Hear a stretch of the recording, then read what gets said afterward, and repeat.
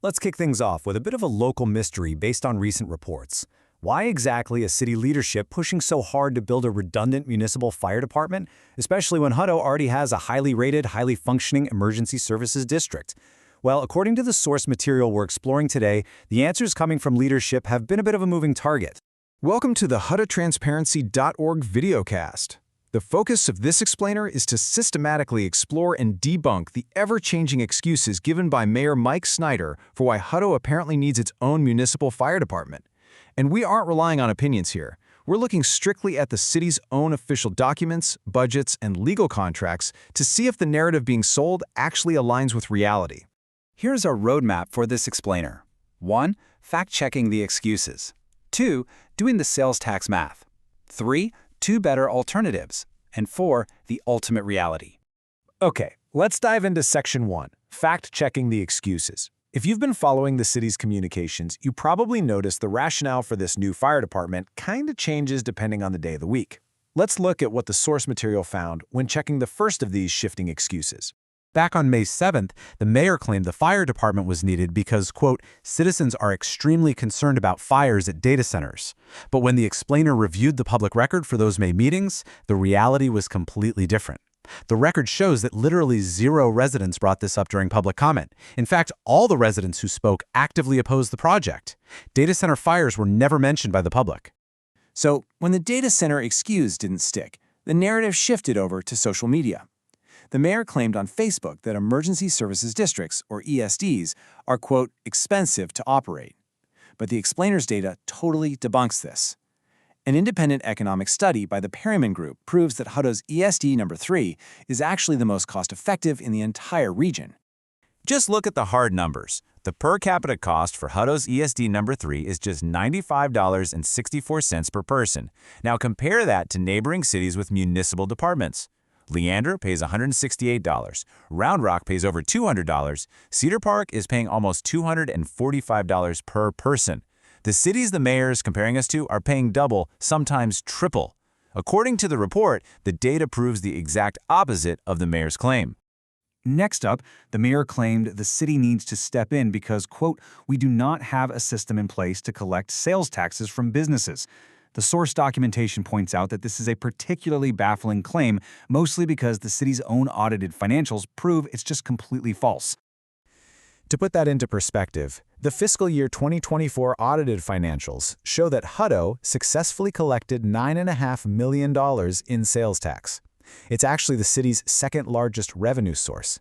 Plus, the Hutto Economic Development Corporation has maintained a detailed tracking system with monthly actuals dating all the way back to 2015.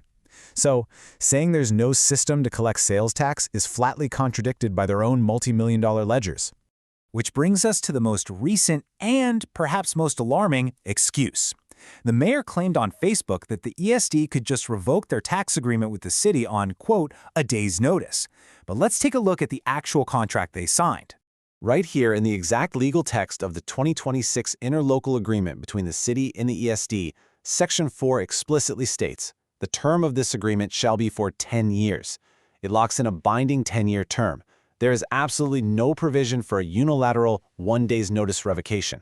It's a legally binding contract, so the narrative simply doesn't match the legal ink on the page. Moving right along to Section 2, doing the sales tax math. Let's put away the rhetoric and see if the 40% split argument actually holds up to mathematical scrutiny. The mayor claims that the ESD keeping 40% of the sales tax on post-2016 annexed land is hurting the city. According to the mayor's own May 12th Facebook post, the city's 60% share of that specific tax from 2017 to 2026 was $1.4 million. That averages out to $200,000 a year. Mathematically, that means the ESD's 40% share is only about $133,000 a year. Compare that $133,000 to the city's official general fund budget of almost $35.9 million. The ESD's share represents a microscopic 0.37% of the city's operating budget. But what about future growth? The mayor stated a new business doing $50 million a year in sales was coming in. Well, let's look at how the report breaks that down. A $50 million business generates $1 million from the 2% local tax. Under the contract, the city's 60% share brings in $600,000 of brand new revenue. The ESD's 40% share is $400,000. The source concludes that everyone wins here, representing absolutely no financial drain on the city. Section 3. Two better alternatives. If the justifications don't hold up and the math doesn't show a crisis, what should happen? The report notes that if city leadership really wants this outcome, there are much better ways forward that don't involve secret budgets. Alternative 1, put it to a vote. Residents originally voted at the ballot box to give that 2% sales tax to the ESD. If the city wants it back, they should put it on the ballot and let the voters decide. Don't bypass the voters' decisions. Alternative 2, if the mayor and councilmember Jim Morris are truly afraid the contract will be canceled, work with the legal team to clarify it. While Jim Morris claimed on social media that legal was preparing something, residents have heard absolutely nothing. Meanwhile, everyone else accepts the 2026 Interlocal Agreement as a binding 10-year contract. Finally, Section 4, the ultimate reality. When you strip away all the shifting excuses and the debunked math, what are residents actually left with? The source material concludes that the city is trying to force double taxation on residents for absolutely no tangible public safety benefit.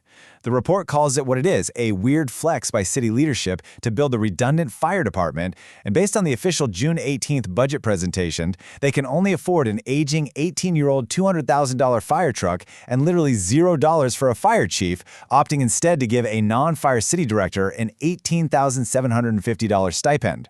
So is a weird flex for double taxation really worth an 18-year-old truck and a paperwork stipend? The explainer leaves that for you to decide.